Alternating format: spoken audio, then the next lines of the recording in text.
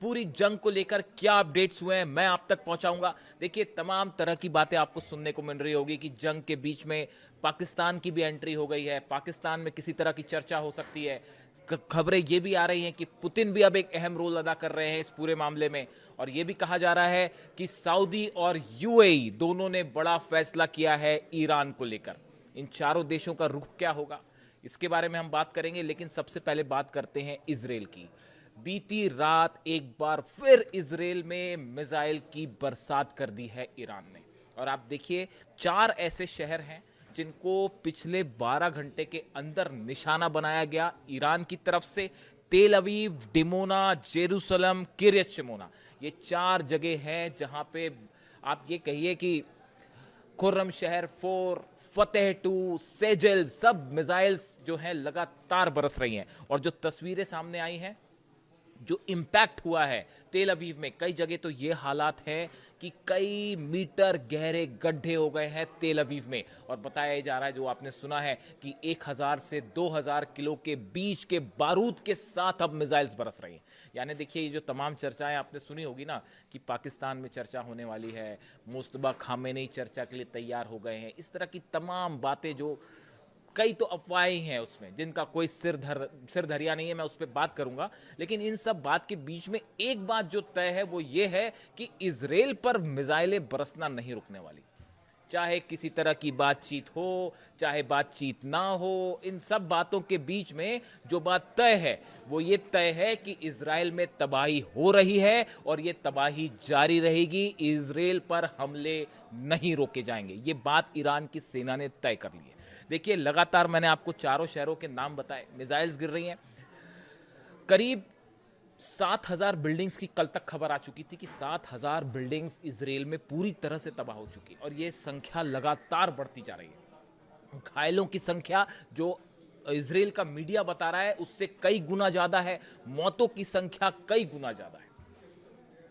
और इसको लेकर आपको पता ही है, इजराइल में जो है किसी तरह के दावे नहीं होते। और सबसे खतरनाक स्थिति जो है, कल मैंने आपको बताया था, अपने पिछले वीडियो में आपको बताया था मैंने, कि किस तरह से जो है डोनाल्ड ट्रंप ने कहा कि हम हमले नहीं करेंगे, लेकिन उसके बाद कल 3 ठिकानों पर ईरान में, जो कि गैस और इलेक्ट्रिक स्टेशंस थे, उस पर अलग अलग हमले किए गए। और उसके बाद ईरान का वो गुस्सा देखने को मिला कि रात को तो मिसाइल बरसी बरसी, बीते दिन भी लगातार मिसाइल बरसती रही, और पूरी तरह से इजराइल का डिफेंस सिस्टम धुआं धुआं हो चुका है।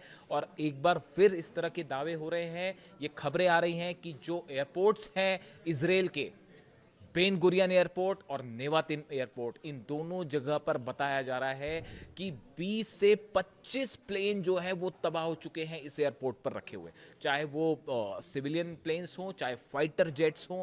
करीब 20 से 25 प्लेन की तबाही की खबर है इजराइल में। इस तरह के दावे हो रहे हैं, इसको लेकर मीडिया में कोई रिपोर्ट नहीं है, लेकिन इस तरह के दावे, खबरें आ रही हैं कि यहाँ पे जो प्लेन्स थे एयरपोर्ट पर, उनके ऊपर जब मिसाइल्स अटैक हुए, उसमें से 20 से 25 प्लेन तबाह हुए। कुछ इंतजार करना होगा, शायद धीरे से एक खबर निकल के आए। ये वैसा ही है जैसे 16 प्लेन तबाह हुए थे अमेरिका के, लेकिन क्लेम नहीं हो रहा था, और बाद में देखिए खबर सही साबित हुई।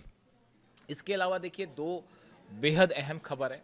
पहली खबर है, जो आपने सुना होगा कि पाकिस्तान को लेकर इस तरह की चर्चाएं हैं कि पाकिस्तान जो है वो ईरान और अमेरिका के बीच में एक बातचीत करवाने की कोशिश में है। इस तरह की खबरें आपने सोशल मीडिया पर सब तरफ देखी होगी। और ईरान की संसद के जो स्पीकर हैं मोहम्मद बागर गलीबाफ, बताया जा रहा है कि इस तरह की खबरें थी कल, इस तरह के दावे हो रहे थे अलग अलग अखबार में कि इनकी तरफ से जो है वो बातचीत, ईरान की तरफ से ये बातचीत कर सकते हैं। इस तरह की तमाम बातें आई। कुछ लोगों ने ये भी कहा कि ये पाकिस्तान पहुंच चुके हैं, और ये कहा गया कि जल्दी जो है वो बातचीत शुरू हो सकती है दोनों देशों के बीच में। ऐसे दावे हैं। ईरान की तरफ से इस तरह का कोई कंफर्मेशन नहीं है, ना ही इसी तरह की कोई खबर है कि ईरान ने किसी तरह की बातचीत का प्रस्ताव रखा है या किसी बातचीत को स्वीकार किया है या अपने रिप्रेजेंटेटिव कहीं भेजे जा रहे हैं। अभी तक ईरान की तरफ से ऐसी कोई खबर नहीं है, मैं आपको साफ कर देना चाह रहा हूं। दूसरी आप खबर देखिए, कल तो बल्कि हैरानी वाली स्थिति ये थी कि कई जगह दावे हो रहे थे सोशल साइट्स पे कि जो है मोहम्मद बागर गलीबाफ जो है वो पाकिस्तान भी पहुंच गए हैं और बातचीत करने वाले हैं, जबकि उनकी तरफ से कहा गया कि ऐसा कुछ नहीं है। यानी ये भी एक बड़ी अजीबोगरीब स्थिति है। देखिए, ऐसे तमाम बात हो सकती है, तमाम चीज़ें सामने आ सकती हैं, लेकिन इसमें सबसे अहम बात है कि ईरान के विदेश मंत्री वो क्या कहते हैं।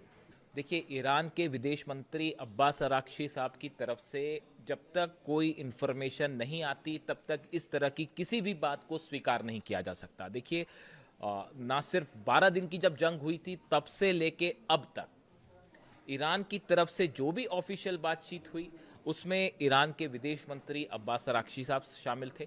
उनकी तरफ से हमेशा ईरान के स्टैंड को बड़ा क्लियर कट रूप में सामने रखा गया। जो ईरान की बातें थी वो भी सामने रखी गई। उन्होंने अभी हाल ही में ये साफ किया कि ईरान ने किसी तरह की सीज फायर की कोई पहल नहीं की और सीज फायर का कोई सवाल ही नहीं उठता, हम अमेरिका से कोई बातचीत नहीं करेंगे। तो ये इस तरह की जो खबरें हैं कि पाकिस्तान के ज़रिए जो है वो एक तरह की बातचीत शुरू हो सकती है या पाकिस्तान में नुमाइंदे पहुंच सकते हैं ईरान के, ये सब बातों का मतलब तब होगा जब इसका कंफर्मेशन अब्बास अराक्ची साहब की तरफ से आए।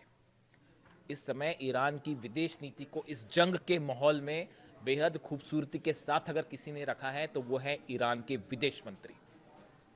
बेहद नपे तुले शब्दों में बात करते हैं, वो हर बात का मतलब जानते हैं कि वो क्या कह रहे हैं। जब तक उनके सोशल हैंडल से या उनकी तरफ से प्रेस में ये बात जानकारी नहीं दी जा सकती तब तक मेरे मुताबिक जो मेरी समझ कहती है कि इस तरह की किसी भी बात पर विश्वास नहीं किया जा सकता जो खासकर अमेरिका से आ रही हो या फिर सऊदी के कुछ अखबार दावा कर रहे हो। ये बहुत ही भ्रमित करने वाली बात है। देखिए, डोनाल्ड ट्रंप ने ये भी कहा था कि हम 5 दिन हमले नहीं करेंगे और वो हमले हो गए। पिछली बार 6 दौर की बातचीत हुई, बातचीत के बीच में कहा जा रहा था कि हम हमले नहीं होंगे, बातचीत होगी और बातचीत के बाद हमले हो गए। इसलिए एक बड़ा इंफॉर्मेशन वॉर छिड़ा हुआ है जिसमें एक साइकोलॉजिकल गेम चल रहा है, जिसमें अलग अलग तरह के दावे हो रहे हैं। लेकिन जब तक इसमें ईरान की तरफ से कोई ऑफिशियल स्टेटमेंट ना आए या अब्बास अराक्ची साहब खुद ये ना कहें तब तक इस तरह की किसी भी बात पर कोई विश्वास नहीं किया जा सकता। ये ज़रूर है कि पर्दे के पीछे से जो इन्फॉर्मेशन आप तक भी होगी कि पर्दे के पीछे से जो है वो तमाम तरह की बातचीत हो रही है, जो कुछ खबरें छपी हैं। देखिए, मैं आपको गार्जियन जो अखबार है उसका पढ़ के बताता हूं। उन्होंने लिखा है, diplomatic sources said the US and the Iran could meet for negotiation in Islamabad as early as this weeks to discuss an end to the war which began almost a month ago. अब इसमें ये कहा गया है, guardian जो है अखबार वो ये दावा कर रहा है कि भाई इस तरह की बातचीत सोर्सेज से आ रही है कि इस्लामाबाद में हो सकती है। Pakistan military leadership has been attempting to broker negotiation between the US and the Iran. इस तरह की बात आई है कि ईरान की जो पाकिस्तान की जो मिलिट्री लीडरशिप है उनकी तरफ से कोशिश हो रही है कि दोनों देशों के बीच में बातचीत हो। इस तरह की खबरें जो है वो गार्जियन ने छाप रखी। लेकिन सवाल ये है कि इस पूरे मामले को लेकर इस समय ईरान का क्या कहना है ये अभी साफ नहीं है। ईरान ने अभी तक IRGC का जो पॉइंट है वो साफ है, कोई सीज फायर की बात नहीं होगी, किसी तरह के प्रस्ताव पर कोई बातचीत नहीं होगी और वो जो स्टैंड है उस पर कायम है कि जंग नहीं रुकेगी। दूसरी चीज, इस पूरे मामले में बताया जा रहा है, जो सोर्सेस हैं, जो कंफर्म सोर्सेस हैं, कि रूस के प्रेसिडेंट व्लादिमीर पुतिन बहुत ही पैनी नज़र बनाए हुए हैं पूरे मामले पर और ईरान इस बात को लेकर तमाम जो चर्चाएं हैं इसको लेकर पुतिन से भी चर्चा हो रही है और पुतिन की एक बेहद अहम भूमिका है इस पूरे मामले को लेकर कि आगे जंग किस तरफ जाती है, ईरान का क्या स्टैंड होना चाहिए, उसमें रूस का क्या रुख होगा, उसमें चीन का क्या रुख होगा। एक बार मैं आपको फिर ये कहना चाहूँगा, देखिए पिछली बार जो 6 दौर की बातचीत हो रही थी उसमें जो तमाम ड्राफ्ट तैयार किए गए थे या जो शर्तें रखी गई थी ईरान की तरफ से उसको तय करने में पुतिन की अहम भूमिका थी और चीन की भी अहम भूमिका थी। और इनसे चर्चा करने के बाद ये बात ईरान ने भी कही थी कि हम अपने साथियों से चर्चा कर रहे हैं। यानी इस पूरे मैटर में जो इस तरह की खबरें हैं कि क्या कोई सीज फायर की बात हो सकती है या कुछ शर्तों पे चर्चा हो सकती है, जो दावा बार बार ट्रंप कर रहे हैं, इसमें पुतिन का कहना, पुतिन क्या सोचते हैं, ये भी बेहद अहम होने जा रहा है। रूस की तरफ से बात कही गई है फिर से एक बार कि अली खामनेई साहब को टारगेट करना अमेरिका की बड़ी भूल थी और लीडरशिप को निशाना बनाना बड़ी भूल थी। देखिए, मैं खुद भी इस बात को व्यक्तिगत रूप से मानता हूं कि इस जंग में जो सबसे बड़ी गलती हो गई अमेरिका की और इजराइल की वो है ईरान के सुप्रीम लीडर को टारगेट करना। देखिए, जंग होती है, दो देश आपस में लड़ते हैं और जंग रुकती भी है, लेकिन अली खामनेई साहब सुप्रीम लीडर थे, रिलीजियस लीडर थे। दुनिया में करोड़ों लोग उनसे मोहब्बत करते थे, उनका रिस्पेक्ट करते थे। वो एक लीडर थे करोड़ों लोगों के और हमेशा रहेंगे भी। उनके ऊपर निशाना बनाना ये एक ऐसी घटना थी जिसको आप देखें, अगर आप हिस्ट्री पढ़ें तो इतिहास में कई बार कहा जाता है कि वर्ल्ड वॉर वन में ये टर्निंग पॉइंट था जिसकी वजह से वर्ल्ड वॉर शुरू हो गया, तात्कालिक कारण था जिसके कारण वर्ल्ड वॉर शुरू हो गया, या ये घटना थी वर्ल्ड वॉर टू की जिसके कारण वर्ल्ड वॉर छिड़ गया, या हिटलर ने जो है वो पोलैंड पे अटैक कर दिया या रशिया पे अटैक कर दिया, यहाँ से पूरा गेम, इस तरह की तमाम दावे होते हैं। उसी लेवल की एक बड़ी मिस्टेक थी अली खामनेई साहब को टारगेट करना, और ये वजह है। इसी वजह से पूरा ईरान इस समय भयंकर गुस्से में। आप जो तस्वीरें देख रहे हैं, आप सोशल मीडिया में देखिए किस तरह की तस्वीरें सामने आ रही हैं। मैं एक वीडियो देख रहा था जिसमें ईरान का एक शख्स जो है वो हाथ में बैनर लेके घूम रहा था कि मैं शहीद होना चाहता हूं ईरान के लिए। रिपोर्टर ने उनसे पूछा कि भाई ये आप क्या वाकई ऐसा करना चाहते हैं? तो उनका जवाब था कि मेरे घर के ऊपर मिसाइल गिरी है और मेरे बच्चे, बहू और बेटी की मौत हो चुकी है, मेरी पत्नी की मौत हो चुकी है, मेरे घर में कोई नहीं बचा, अब मैं भी ईरान के लिए शहीद होना चाहता हूँ। तो साहब हकीकत ये है, ईरान का बच्चा बच्चा हर शख्स ईरान के लिए, अपनी ज़मीन के लिए जान देने को तैयार है, शहीद होने को तैयार है। ऐसे मुल्क को दुनिया की कोई सेना परास्त नहीं कर सकती। हकीकत सिर्फ यही है, ऐसा तमाम एक्सपर्ट्स का मानना है। और देखिए हॉर्मूज का जहाँ तक प्लान है, अब ये देखिए इस बारे में कुछ कहना अभी ठीक नहीं है कि पर्दे के पीछे क्या बातचीत हो रही है, नहीं हो रही है, कौन क्या कोशिश कर रहा है। बहुत सारी ऐसी खबरें हैं जिनका कोई सिर पैर ही नहीं है।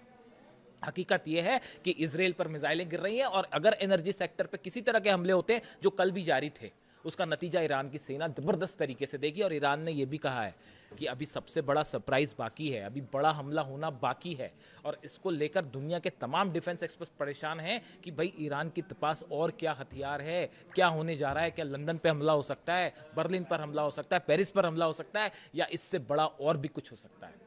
इजराइल का डिमोना कब तक सुरक्षित है पता नहीं, और जिस दिन उस पर मिसाइल गिर गई न्यूक्लियर सेंटर पर, उसके बाद क्या होगा। तो ऐसे तमाम सवाल हैं जिनके जवाब फिलहाल किसी के पास नहीं है।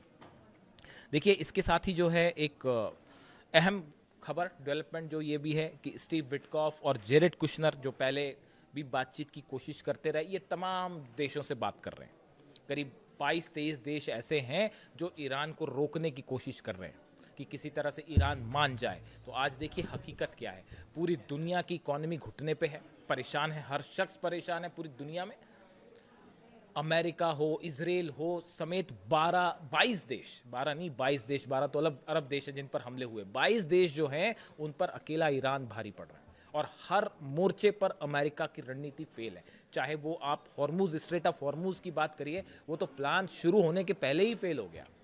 बताया ही जा रहा है कि वो जो प्लान तैयार हुआ था हॉर्मूज वाला, जो डोनाल्ड ट्रंप ने तैयार किया था, अमेरिकन एक्सपर्ट्स ने रोक दिया कि अगर यहाँ पे मरीन्स भेजेंगे तो इतनी कैजुअलिटी होगी, इतनी बड़ी संख्या में मरीन्स मारे जा सकते हैं अमेरिका के, जो इतिहास में कभी ना हुआ हो। कितनी जगह बम्बार्डमेंट करेंगे? हॉर्मूज ईरान की जगह है, ईरान की बोट्स हैं वहाँ पे, ईरान की नेवी है, ईरान की तमाम मिसाइल सिटीज़ हैं, और अबू मेहदी मिसाइल्स पता नहीं कहाँ कहाँ लगी होगी। तो हॉर्मूज में तो ऐसा लगता है कि जंग शुरू होने के पहले ही अमेरिका ने हार कबूल कर ली है। अब देखना यह है कि देखिए पर्दे के पीछे कई सारी चीज़ें हो रही हैं, इससे इनकार नहीं किया जा सकता। वहाँ सऊदी और यूएई की तरफ से भी ये खबरें हैं जो उनका मैंने जिक्र किया कि क्या कहा जाता है कि उन्होंने भी एक बड़ा वॉर प्लान तैयार कर लिया है कि अगर ईरान के हमले नहीं रुके तो सऊदी और यूएई मिलकर हमला कर सकते हैं। इस तरह की भी खबरें तो बहुत सारी हैं, लेकिन होता है क्या, ये देखने वाली बात है। और इसमें सबसे अहम भूमिका अब देखने की चीज़ ये है कि ये जो बार बार अलग अलग सोर्सेज से खबरें हैं, चर्चा की, बातचीत की, ये किस तरफ जाती हैं। और हर खबर पे विश्वास भी बड़ा सोच समझ कर ही करिएगा कि कौन क्या कह रहा है। और दूसरी तरफ इजराइल पर हमले लगातार जारी हैं। जो भी अपडेट होगा आप तक पहुंचाऊंगा। Thank you so much.